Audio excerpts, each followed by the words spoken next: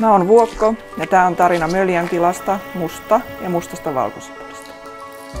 Vuonna 2008 päätin irtaantua ainaisesta kiireestä ja otin loparit vakituisesta työstäni palkanlaskijana ja ostin menolipun Thaimaaseen. Päätin lähteä vuodeksi maailmalle. Vuosi oli kokemuksia täynnä. Buddhalainen uusi vuosi, Malesian hait, työnhakua Australiassa ja Laosin vuoristokylät. Reissun aikana tietynlainen henkinen kasvu avasi ajatukseni ja aloin kokemaan kaipuuta mun juurille.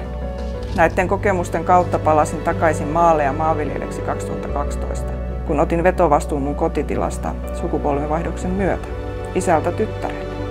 Mun isä oli ostanut 60-luvulla nuorena miehenä sahan pakkohuutokaupasta ja muuttanut sen maatilaksi kasvattaen siinä kaikenlaista karjaa vuosikymmenten ajan. Siinä oli isäni elämäntyö, joka siirtyi mulle. Nyt kun mulla oli maita ja mantuja, halusin tehdä niillä jotakin hyvää. Muutin tuotantosuunnaksi puutarhatuotannon ja aloin viljelemään mansikkaa ja vadelmaa. Eihän mulla ollut mitään kokemusta puutarhakasvien viljelystä, mutta halu ja tahto sitäkin suurempi. Tilan nimeksi tuli Möljän tila, parasta mitä maa voi tarjota. Möljä-sana tulee ajalta ennen sotia ja se tarkoittaa lastauslaituria. Meillä on rannassa tosi kapea ja pitkä niemi, jonka päästä lastattiin puutavaraa aikanaan. Tätä niemeä on aina kutsuttu Möljäksi. Sana jäi elämään ja nykyään tätä koko tilaa sanotaan Möljäksi. Muutaman vuoden viljelyn jälkeen halusin syventää mun osaamista ja aloitin agrologiopinnot.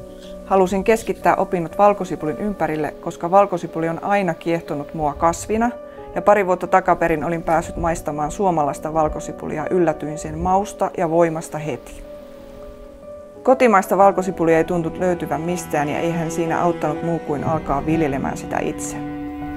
Aluksi luulin, että mustavalkosipuli on lajike, mutta ei todellakaan. Se olikin jatkojaloste valkosipulista. Sitten unkarilainen lehtori opetti mulle mustavalkosipulin teon salat mun tekemällä opintomatkalla. Mustaa valkosipulia saa, kun valkosipulia kypsennetään alhaisessa lämpötilassa useita viikkoja. Valmistuksen aikana valkosipuliin tulee karamellimainen aromi, aasialaisesta keittiöstä tuttu umamin maku ja tumma väri. Möljän tila, minä ja mun intohimoni valkosipuliin synnytti Purekaderin, yrityksen, joka tuo nyt mustan valkosipulin kaikkien ulottuville. Nyt mun tulevaisuus loistaa mustana ja haluan kasvattaa brändini mustavalkosipulin edelläkävijäksi. Valkosipuli on uusi musta.